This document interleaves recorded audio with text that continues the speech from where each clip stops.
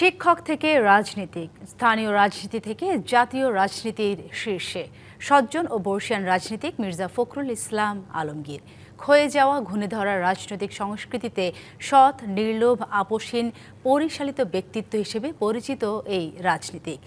মামলা, হামলা, কারাভোগ আর দীর্ঘ রাজনৈতিক সংগ্রামের কণ্টকাকীর্ণ পথে বিএনপি মহাসচিবের দায়িত্ব সামলান ১.৫ দশকেরও বেশি সময়। এবার রাষ্ট্রের সর্বোচ্চ সাংবিধানিক পদ রাষ্ট্রপতি নির্বাচিত হলেন মির্জা ফখরুল ইসলাম আলমগীর। তবু বিহঙ্গ ওরে বিহঙ্গ মোর, এখনই অন্ধ, বন্ধ করুণা পাখা।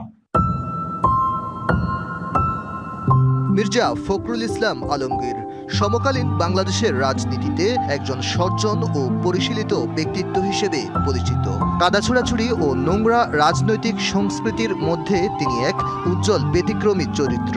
ক্ষমতাসীনদের খড়গহস্ত, জেল জুলুমের ভয়, কোনো চাপ ও প্রলোভনে মাথা না নোয়ানো পরীক্ষিত এক রাজনীতিক মির্জা ফখরুল।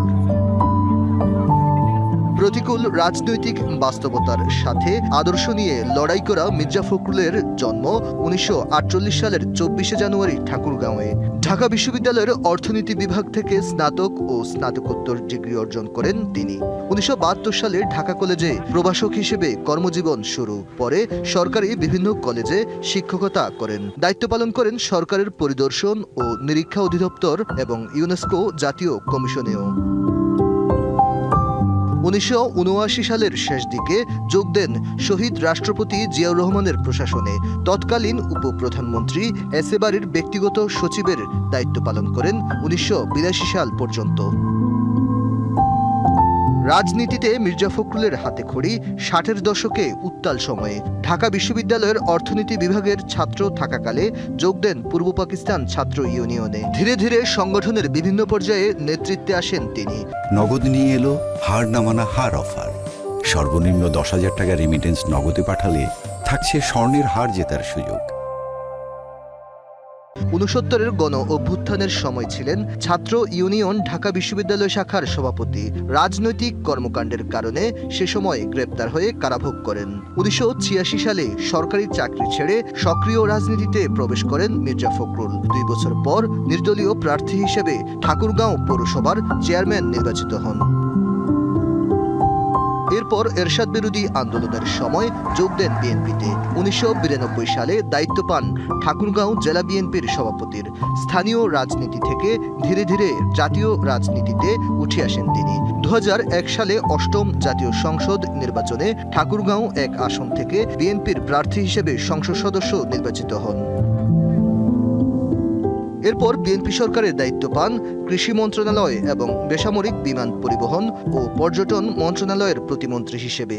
২০০৯ সালে বিএনপির ৫ম জাতীয় কাউন্সিলে সিনিয়র যুগ্ম মহাসচিবের দায়িত্ব পান মির্জা ফখরুল। ২০১১ সালে হন দলের ভারপ্রাপ্ত মহাসচিব। ৫ বছর ভারপ্রাপ্ত মহাসচিবের দায়িত্ব পালনের পর ২০১৬ সালের ৩০শে মার্চ বিএনপির মহাসচিব নির্বাচিত হন।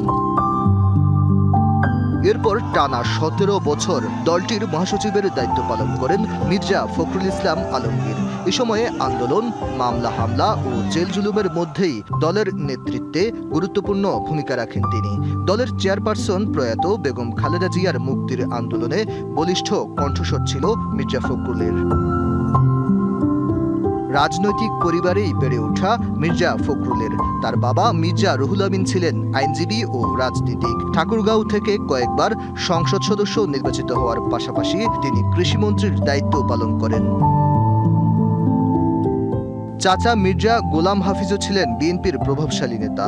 তিনি ভূমিমন্ত্রী, আইনমন্ত্রী এবং জাতীয় সংসদের স্পিকারের দায়িত্ব পালন করেন। রাজনীতির দীর্ঘ পথচলায় আন্দোলন, সংগ্রাম আর নেতৃত্বের নানা ধাপ পেরিয়ে মির্জা ফখরুল ইসলাম আলমগীর এখন দেশের সর্বোচ্চ সাংবিধানিক পদে। Aditya Rafat, DBC news, Dhaka.